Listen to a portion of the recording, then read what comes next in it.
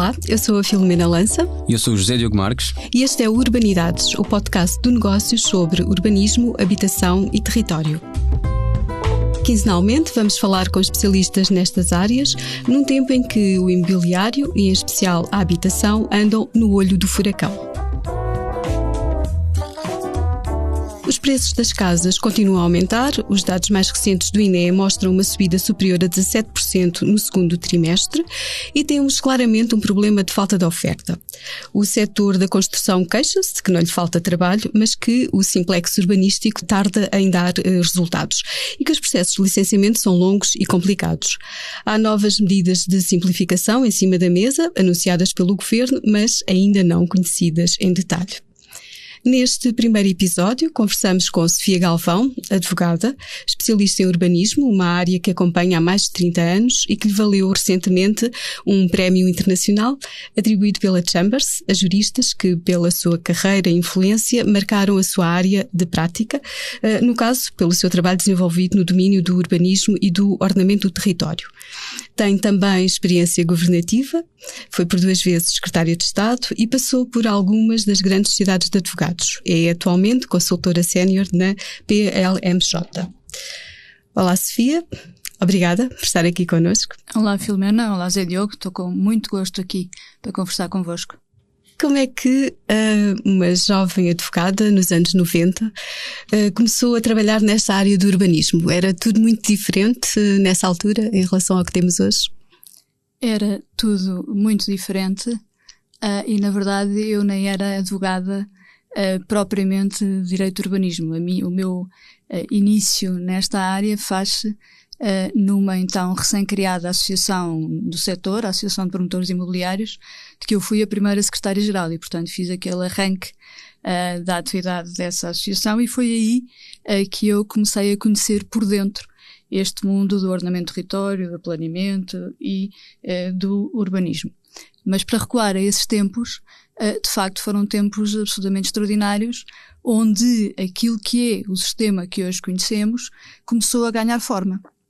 Onde o planeamento territorial, ele próprio, passou a ter uma escala que não tinha e toda a arquitetura do sistema administrativo, orgânico, funcional, se foi desenhando, desenvolvendo, testando e evoluindo. Portanto, foi uma época absolutamente fantástica para conhecer por dentro, intervindo, influenciando em alguma medida e fazendo, de facto, toda essa evolução muito, muito, muito por dentro. Portanto, nessa altura, tempos heroicos, eu diria. Imagino que ainda com muitas diferenças, enfim, ao nível do país, não é? De cidade para cidade e região para região. Exatamente, o país era muito, muito diverso. E o ordenamento do território e o planeamento também tinham a ambição de ajudar a corrigir assimetrias, a ganhar coesão e, no fundo, a racionalidade desse planeamento traria um desenvolvimento económico, social, cultural e ajudaria a superar essas diversidades de que falava. Lembra-se assim de alguma experiência que tenha tido na altura que tenha sido mais marcante e que de alguma forma também tenha influenciado depois o seu gosto por estas áreas? Tive muitas, porque nessa altura estas dinâmicas do território eram de facto muito vividas, muito participadas. Havia uma consciência de alguma coisa nova que estava a começar a acontecer nas cidades, nas regiões, e as pessoas participavam, interessavam-se, participavam, iam às discussões públicas, e isso eu lembro com grande cuidado. De facto, esse interesse generalizado das pessoas e essa participação que tornou o processo muito vivido e de facto muito interessante desse ponto de vista. Estamos a falar de uma altura, início dos anos 90, em que começa a haver um grande desenvolvimento das cidades, sobretudo à volta das cidades, não é? E onde a prática do planeamento ainda era muito incipiente, não é? Nós tínhamos, os planos estavam a começar a aparecer, embora existissem planos do passado, mas essa ciência, podemos chamar-lhe ciência, do urbanismo começou a ser mais desenvolvida pelo território todo nessa altura, não é? Exatamente. E quais é que foram as maiores tensões que se sentiam na altura? Vamos lá ver. As dificuldades. Eu lembro muito bem que de facto foi nessa altura que os planos começaram, como eu há bocadinho também dizia, a ganhar expressão e escala. De facto, quer dizer, há planeamento ao longo do século XX em Portugal, houve aspectos importantes nos anos 30, ainda primeiros afloramentos, depois há nos anos 60, nomeadamente nas grandes cidades, em Lisboa e no Porto, mas depois há, já depois do 25 de Abril, e daquela, obviamente, confusão administrativa inicial, há nos anos 80 um princípio de evolução. Mas é efetivamente com um diploma que se debruçava sobre o planeamento municipal, em 1990, o Decreto-Lei 69/90, que as coisas começam a ganhar ritmo. E depois o poder político percebeu que tinham mesmo que ganhar ritmo, porque o território precisava de ser todo ele planeado. E nós tínhamos mais de 300 municípios e era importante que a escala nacional estivesse coberta desde logo a esse nível municipal, sem prejuízo de outras, e já vamos falar disso. E foram os fundos europeus e a ligação que se fez entre a possibilidade de receber esses fundos e ter o planeamento municipal fechado, terminado, que de facto ajudou a que as coisas ganhassem um ritmo que não tinham tido no passado. Isso foi feito pelos governos então do professor Cavaco Silva. E uma das coisas que se passava, e as tensões vinham muito daí, e era realmente caótico. E isto diz quem na altura viveu esses momentos e essas tensões. Mas quando diz caóticos... Caótico, eu vou-lhe explicar porque era exatamente isso que eu agora ia explicar, porque as pessoas que estão em casa, a maior parte das pessoas não, isto é um mundo um bocadinho técnico, um bocadinho árido, mas que depois deixa de ser técnico e árido quando lhes toca, não é? E portanto é uma coisa que no fundo pode tocar a toda a gente, exatamente. O que acontecia é que todos estes planos, e eram muitos, porque havia planos ou enfim, coisas parecidas, não eram exatamente planos, de âmbito nacional, depois houve estes regionais, que acabaram por ter uma expressão significativa, sobretudo em algumas áreas, e nessas áreas eu sublinho o litoral alentejano e sobretudo o Algarve, plano regional e depois os planos municipais. E todos estes planos, ou coisas muito parecidas com planos, do ponto de vista do efeito que tinham no constrangimento e na referência depois dos atos que permitiam ou não permitiam a urbanização e a construção, todos tinham aquilo que nós juristas chamamos eficácia direta ou eficácia plurissubjetiva, ou seja, vinculavam diretamente todos, nos mesmos termos, qualquer pessoa que quisesse urbanizar ou construir. E isso era realmente depois caótico completamente no momento da decisão final de licenciamento. Na altura era de licenciamento que falávamos. Depois, no final dos anos 90, passámos a ter também a autorização. E como é que as câmaras conviveram com essa regulação que se viram obrigadas a fazer, não é? Com enormes dificuldades. Tudo isso vem na sequência de uma construção desenfreada durante ali algumas décadas, que ainda hoje vemos reflexos dela, por exemplo, no Algarve. Sem dúvida, mas construção desenfreada também normativa, não é?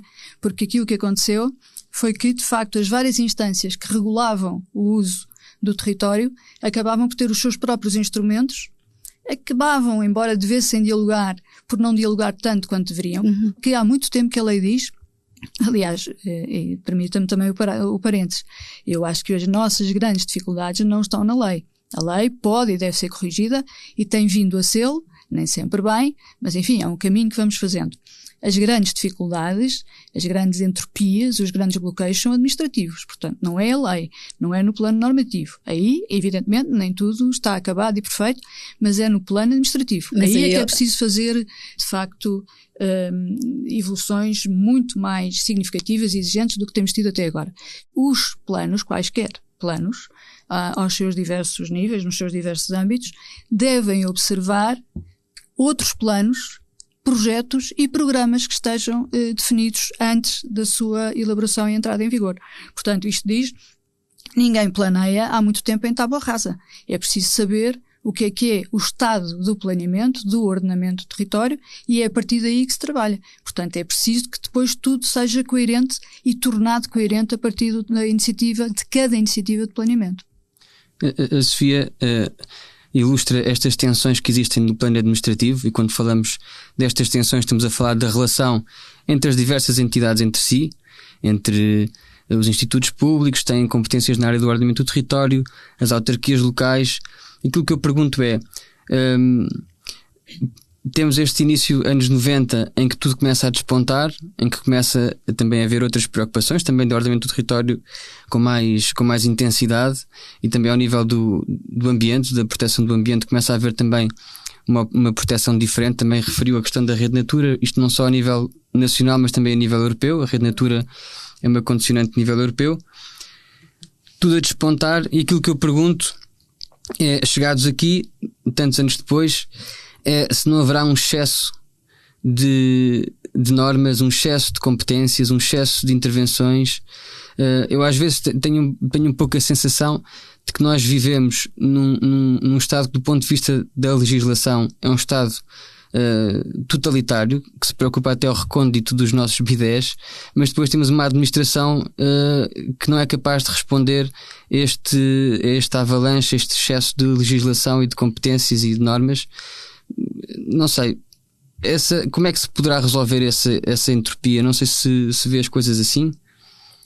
Vejo, acho que tem bastante razão nesse diagnóstico. Não é fácil, não é? Aliás, se fosse fácil já estaria feito, porque eu acho que ninguém tem interesse em manter as coisas mal só para ficarem mal, não é? Portanto, acho que temos de ter aqui uma humildade grande quando apontamos aquilo que não está bem e a incapacidade reiterada de irmos fazendo diferente ou muito diferente. Porque diferente vamos fazendo e melhorando vamos melhorando. Mas, de facto, as coisas não estão ótimas. Qual é a grande dificuldade? Desde logo, no ordenamento do território, no urbanismo, estão sempre em causa interesses múltiplos e, muito frequentemente, interesses conflituantes. Nesses interesses múltiplos, não há um interesse público e um interesse privado. Há interesses privados, e esses normalmente mais homogéneos, mais simples de identificar, mais imediatos, nomeadamente aqueles que têm que ver com a atividade de construção imobiliária, de urbanização, os promotores, exatamente, é uma coisa mais homogénea, mais fácil. Não há um interesse público, há múltiplos interesses públicos, e nesses múltiplos interesses públicos há conflitos, há tensões. Razão pela qual há esta pulverização de intervenções e de regulações e de camadas normativas. Portanto, para as pessoas perceberem que múltiplos interesses públicos é que podemos estar aqui a falar. Dê-me alguns exemplos. O ambiente e a habitação. O ambiente e a economia. O território e o ambiente. E estou a falar muito de ambiente porque o ambiente é uma coisa fácil das pessoas identificarem e perceberem. E a segurança das edificações. O património cultural e a segurança das edificações. O interesse em reabilitar cidades e garantir justamente questões de segurança de habitações, questões que têm a ver com as preocupações sísmicas, etc. Tudo isso já tivemos em cima da mesa e a tudo isso já fomos dando respostas diferentes. São tudo interesses públicos e há tensões entre eles. Estes diferentes interesses a sua tutela está cometida em entidades também diferentes dentro do próprio Estado. E há tensões entre elas. No ordenamento do território e no planeamento e no urbanismo, também para efeitos da gestão urbanística, há muito tempo que se prevê que haja aqui uma entidade de charneira intermédia que deve ter um papel fundamental.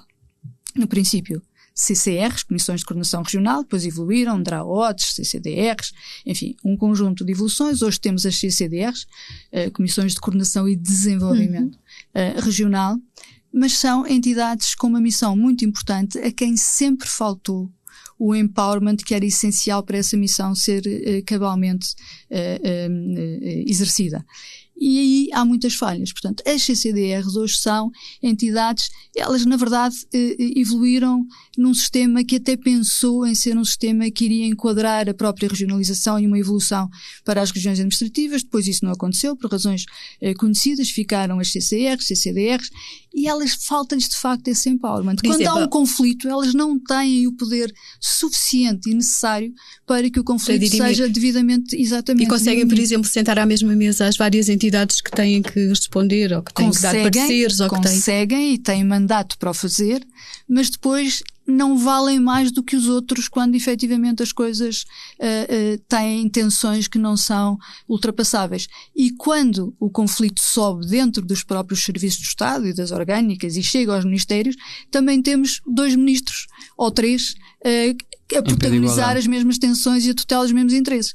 E, portanto, no limite, como é que isto se resolve? Exato. Se o Primeiro-Ministro intervier e resolver, mas não pode haver sistema que esteja confiado à intervenção do Primeiro-Ministro. Então, e que alternativa é que poderíamos ter? Eu acho que temos que melhorar muito naquilo que é o empowerment deste nível intermédio. CCDR, portanto, dar mais poder às CCDR. E temos que descentralizar. E depois há um outro aspecto que é cultural, mas tem a ver com a evolução disto tudo e com esta multiplicação normativa das várias camadas de regras que aqui temos falado e da sua tutela distribuída por entidades diversas.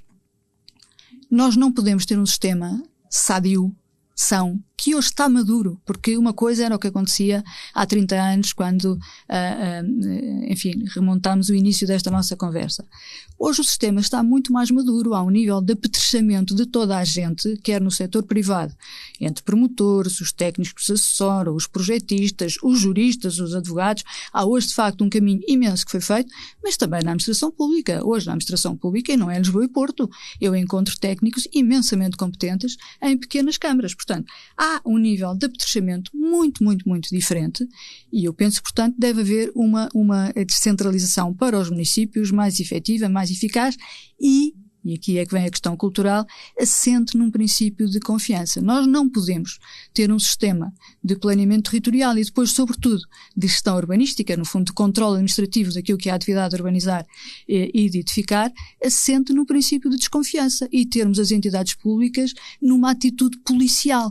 Isto, quer dizer, pondo as coisas nestes termos, evidentemente que não pode funcionar bem, porque à partida está errado, não é?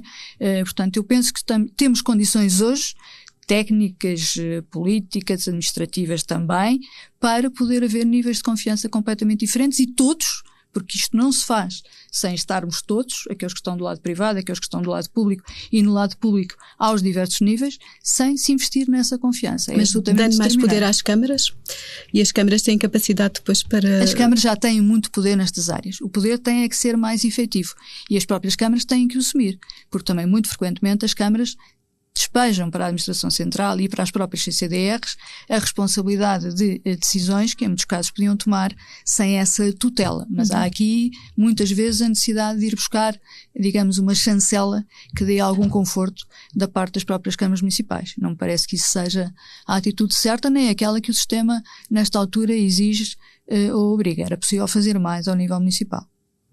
Disse há pouco que a lei que como temos funciona. O que é preciso então alterar nela?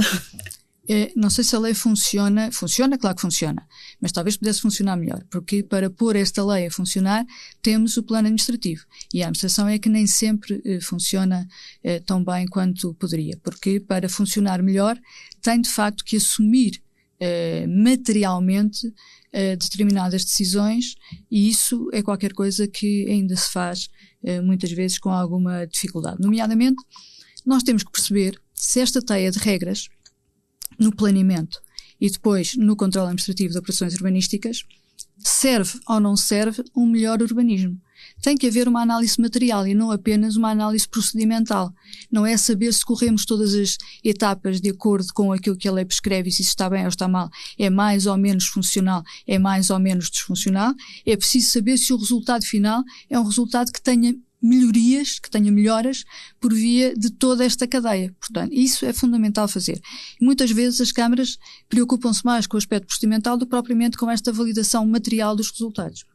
Tivemos a falar sobretudo do que são as regras do ordenamento do território, das regras que regulam os planos e como é que se concitam esses interesses diversos nas regras que definem a ocupação do espaço. Se calhar podíamos falar agora sobre o que é aquilo que é mais próximo das pessoas. A Sofia já referiu a gestão urbanística, que tem a ver com o controle prévio das operações urbanísticas, que todos conhecemos como licenças, as licenças da Câmara. A sua experiência destes anos, comparando o que era no início dos anos 90 e o que é hoje em dia, quais é que são a grande evolução que registra neste tempo? Bom, a grande evolução é de facto este apetrechamento de que eu falava há pouco, não é? Hoje em dia há muito maior capacitação de todos para que esses procedimentos sejam levados de outra maneira. Há mais qualidade dos projetos, há mais qualidade das propostas dos promotores imobiliários e dos próprios agentes que, em determinada altura, têm uma iniciativa própria, para uso próprio de edificação ou transformação de solo, e há muito maior qualidade da parte das câmaras municipais e todas as instâncias que intervêm na gestão do território e nesse controle administrativo que falava. Depois a lei também melhorou muito, não é? Assim como na questão do ordenamento do território e do planeamento se evoluiu no final dos anos 90, nesta matéria também se evoluiu no final dos anos 90 com o chamado regime jurídico da urbanização e da edificação. Portanto, antes havia dois caminhos que tinham vindo a ser trilhados, desde o final dos anos 60 e anos 70, para aquilo que são as operações de loteamento e a urbanização que lhe está associada, portanto, a dotação de infraestruturas que são necessárias para a edificação poder acontecer no território, e no outro caminho, aquilo que eram as construções e o controle das construções propriamente ditas. No final dos anos 90, isso é unificado num regime único, em que toda a cadeia de transformação e de preparação do território para a sua utilização é regulada por um único diploma, que é esse regime jurídico da urbanização e da edificação.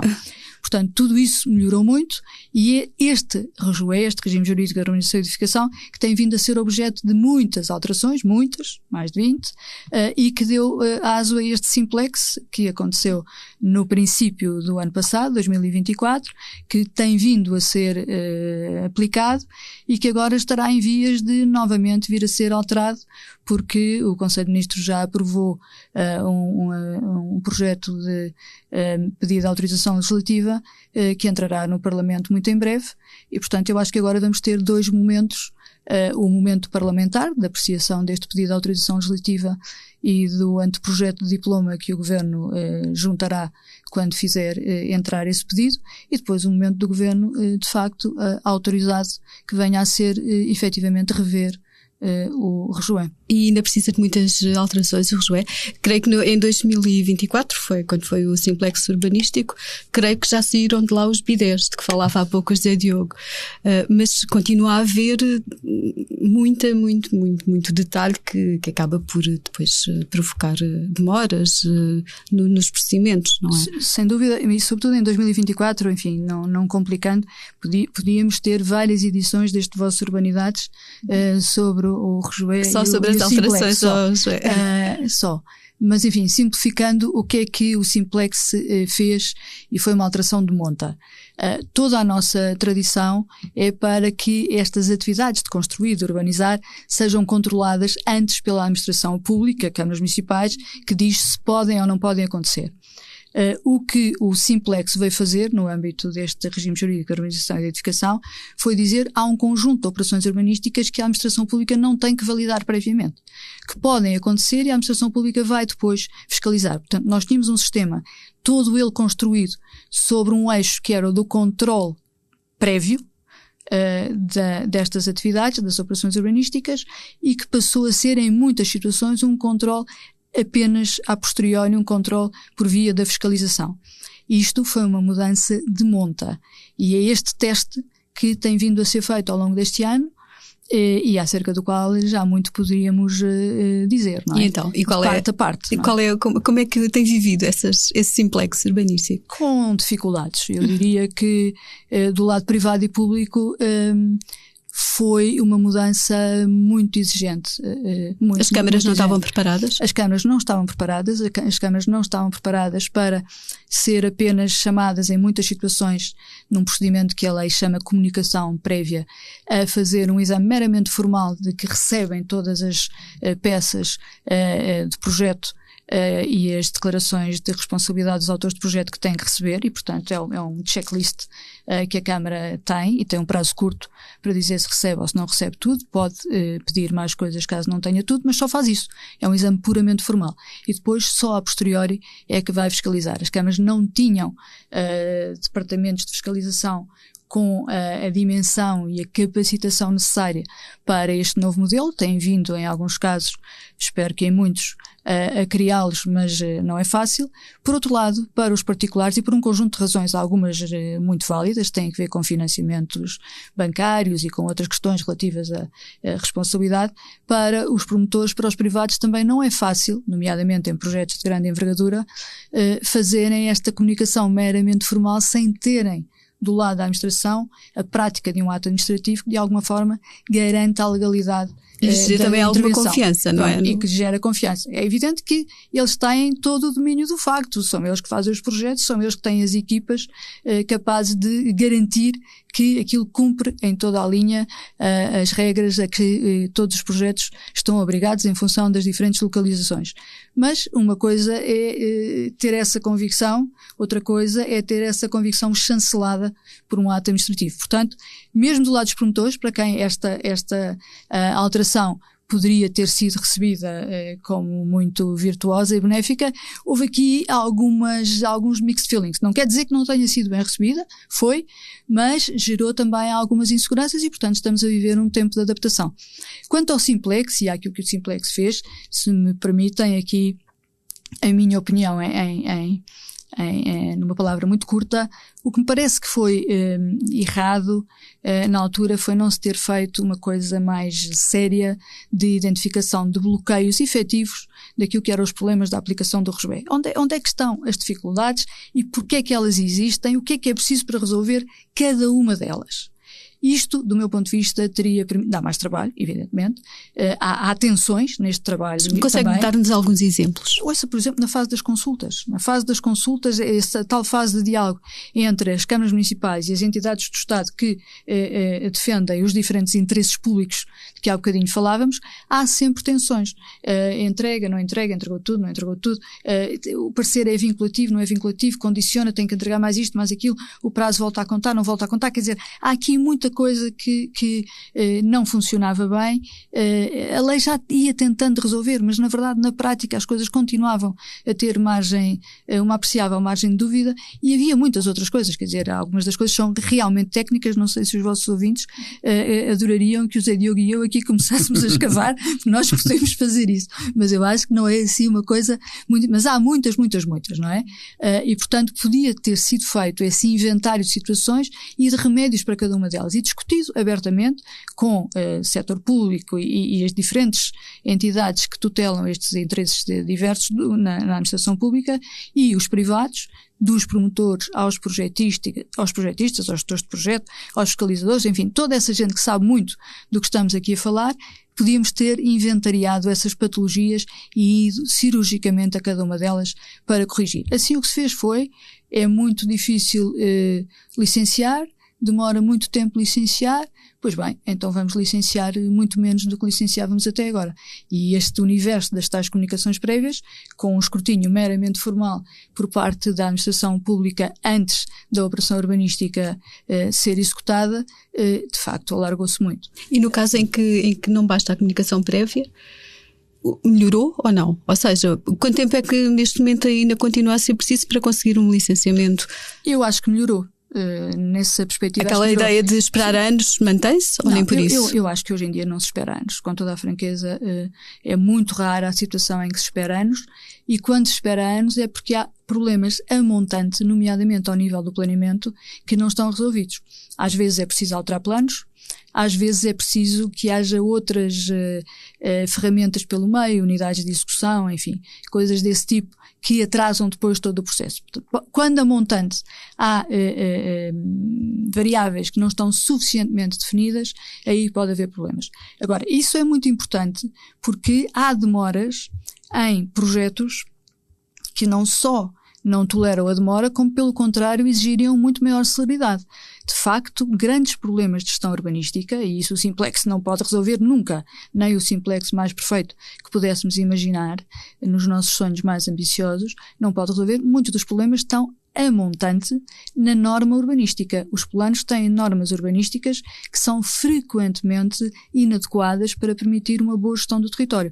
Há grandes projetos que precisariam de respostas capazes de encaixar no planeamento que está em vigor. E, portanto, a norma urbanística deveria ter uma margem de plasticidade, de discricionariedade, de capacidade de adaptação àquilo que é a dinâmica do território e das pretensões que sobre ele recaem em cada momento, que efetivamente não tem. Portanto, há uma preocupação de rigidificar, de fechar e depois de ter a fase da gestão urbanística a funcionar como nós, juristas, tantas vezes aprendemos como autómatos, em que de facto se entende que a norma se aplica de forma automática à situação de facto, e isso não é possível, não, muito menos no urbanismo, não é possível. Não, e de facto é difícil encontrar uma solução ótima, porque mesmo o Simplex, e a Sofia referiu a questão dos prazos, de decidir mais rápido, depois pode ser contraproducente haver esta ausência de controlo, porque depois a tentação mais imediata de uma administração menos preparada para responder depressa é dizer logo que não, porque é a resposta fácil de dar depressa, não é? Dizer que não. E esse é um risco que se tem visto, pelo menos eu tenho verificado isso. Relativamente à questão da rigidez das normas urbanísticas e a sua aplicação concreta, mais uma vez estamos perante um caso difícil de resolução, porque por outro lado depois põe-se a questão da discricionariedade e, portanto, normas muito plásticas depois suscitam este problema da discricionariedade, que tendencialmente as pessoas não gostam, porque gostam de um sim ou não e não estar dependentes de questões mais subjetivas, mas o ideal mesmo seria haver maior plasticidade nas normas para rever planos ou para alterar planos.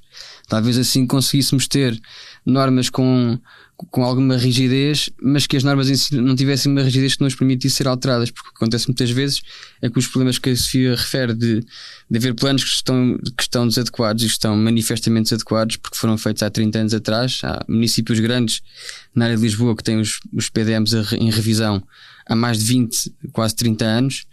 E não existe a plasticidade procedimental para fazer essas alterações. É difícil resolver isto. Não sei se uma reforma do Estado é suficiente, se precisaremos de uma mega reforma do Estado. Mas vamos acreditar que podemos tê-la.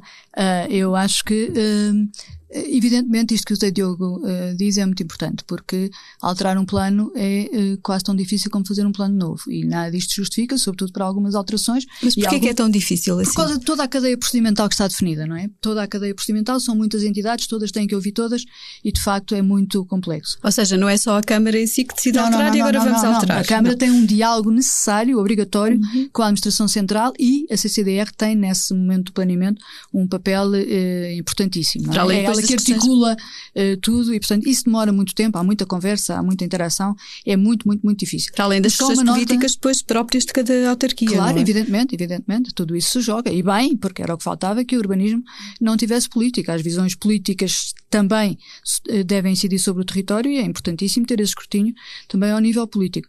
Agora, só uma questão sobre, relativamente à norma urbanística. Para mim é um tema-chave, onde temos um caminho enorme para fazer. A norma urbanística tem de facto que ser muito bem construída e tem que ter plasticidade. Eu diria que sempre, se não sempre, quase sempre, porque senão não se aplica adequadamente.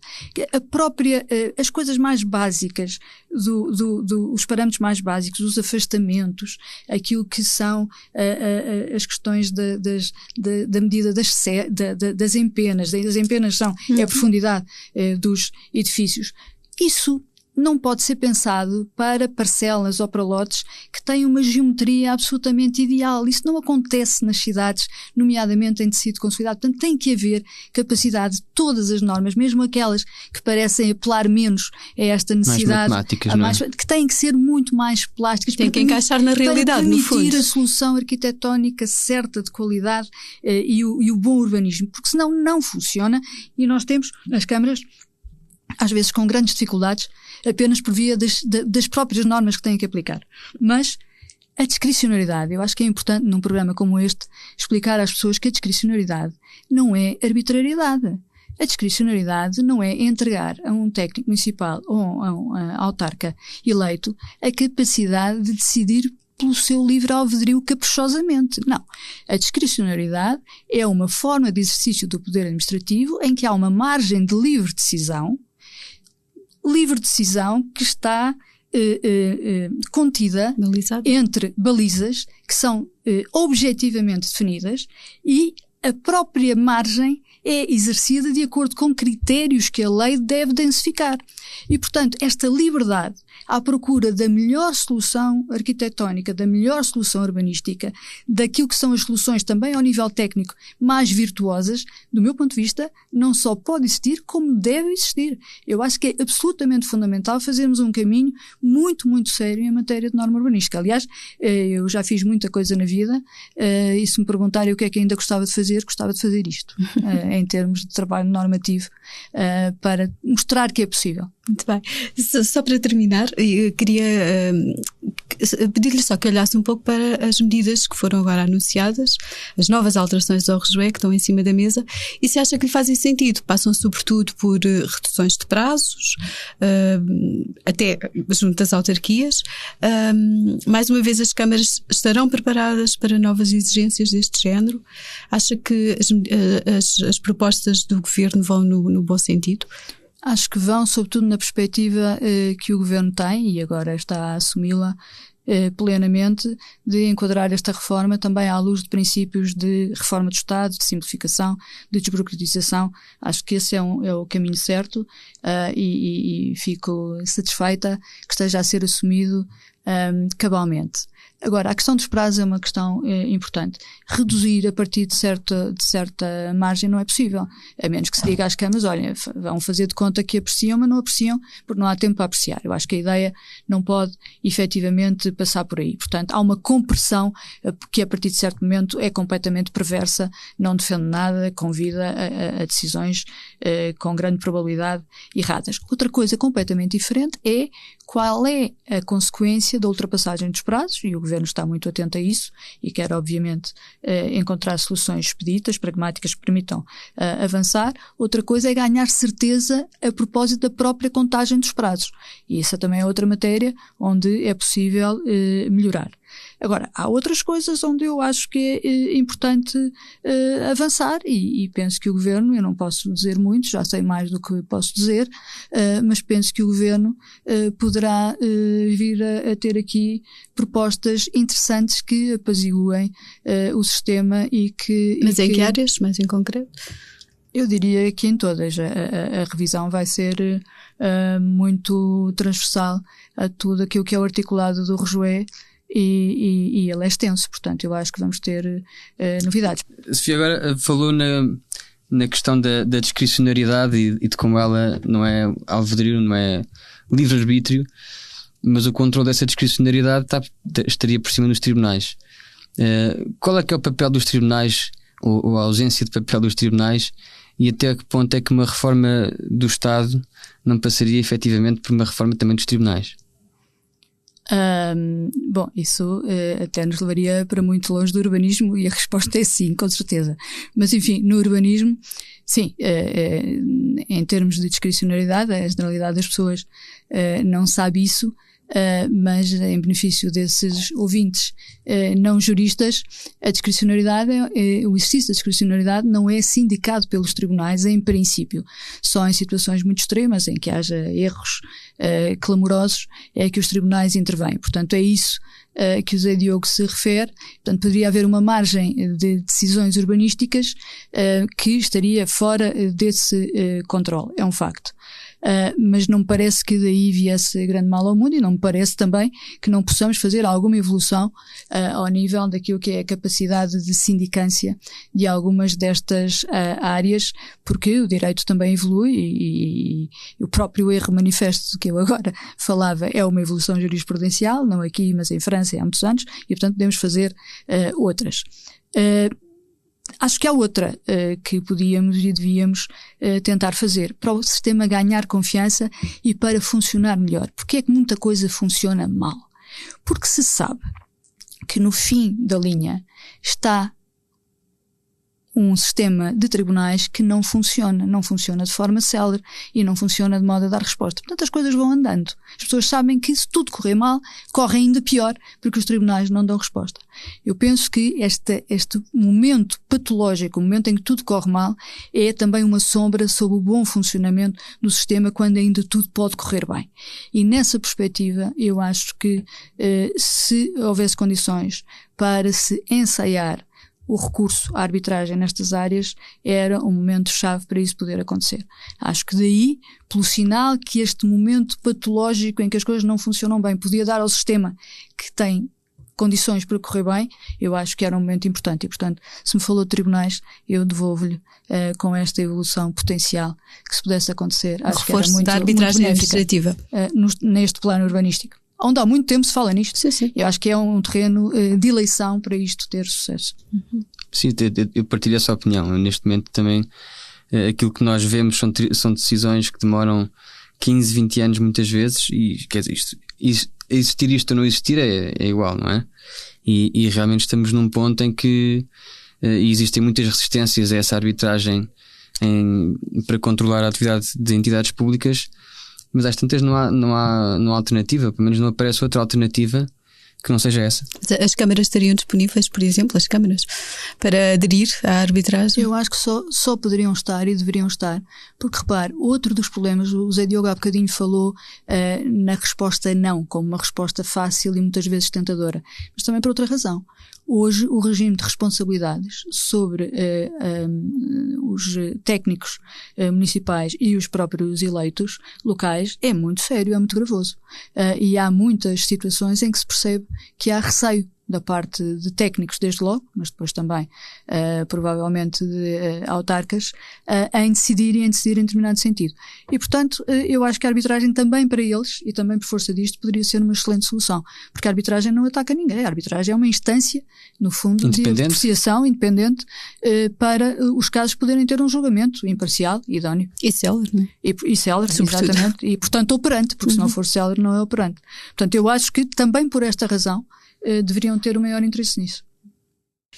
Obrigada, Sofia. Penso que muito obrigada eu. Podíamos continuar aqui bastante mais tempo a debater estas questões. Podíamos, com certeza.